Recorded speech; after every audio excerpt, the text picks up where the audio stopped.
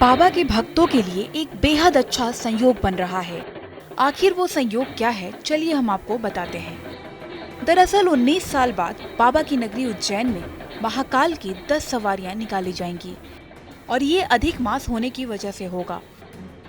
भादो महीने के साथ अधिक मास भी लग रहा है, जिसकी वजह से बाबा अगले साल सावन में 10 बार नगर भ्रमण पर निकलेंगे। 2023 में अधिक मास की 4, सावन की 4 और भादो की 2 सवारियां शामिल है।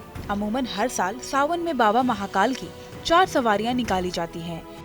इसके अलावा भादो में 2 बार बाबा महाकाल नगर भ्रमण पर निकलते हैं।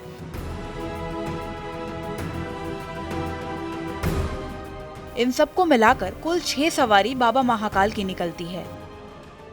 लेकिन अगले साल यानी 2023 में उज्जैन में भगवान महाकाल की 6 नहीं बल्कि 10 सवारी निकाली जाएंगी। सावन के आखिरी सोमवार यानी 8 अगस्त को बाबा की शाही सवारी निकली। अब भादो की 2 सवारियां धूमधाम से निकाली जाएंगी। वहीं अगले साल बाबा महाकाल की 10 सवारियां निकलेंगी, जिसमें अलग अलग श्रृंगार में बाबा महाकाल अपने भक्तों को दर्शन देंगे। जानकारी के मुताबिक अगले साल उज्जैन में महादेव के अन्य मंदिरों के स्वरूप को भी छठी सवारी के बाद सिलसिलेवार तरीके से शामिल किया जाएगा। बाकी हर साल की तरह ही होंगे। 2023 में पहली सवारी 10 जुलाई और अंतिम शाही सवारी 11 सितंबर को निकलेगी। चलिए अब हम आपको बताते हैं कि आखिर भादो में 2 अन्य सवारी क्यों निकाली जाती है। दरअसल होलकर परिवार ने महाकाल मंदिर का जीर्णोद्धार कराया था, जहां सिंधिया स्टेट परंपरा का निर्वहन करता है। अमावस्या से अमावस्या तक दक्षिणी और महाराष्ट्रियन परिवार के लोग श्रावण को मानते हैं, जिसके चलते भादो के 2 सोमवार को भी सावन में गिना जाता है। अब हम आपको बताते हैं कि महाकाल की यात्रा कैसे शुरू हुई थी। जानकार बताते हैं कि सिंधिया वंशजों के सौजन्य से महाराष्ट्रियन पंचांग के अनुसार 2 या 3 सवारी ही निकलती थी। एक बार उज्जैनी के ज्योतिषाचार्य पद्म भूषण स्वर्गीय पंडित सूर्य नारायण व्यास के घर कुछ विद्वानों के साथ तत्कालीन कलेक्टर MN बुच भी बैठे थे। आपसी सहमति से तय हुआ कि क्यों ना इस बार सावन की शुरुआत से ही सवारी निकाली जाए, जिसके बाद बाबा महाकाल की भव्य सवारियां निकाली गईं।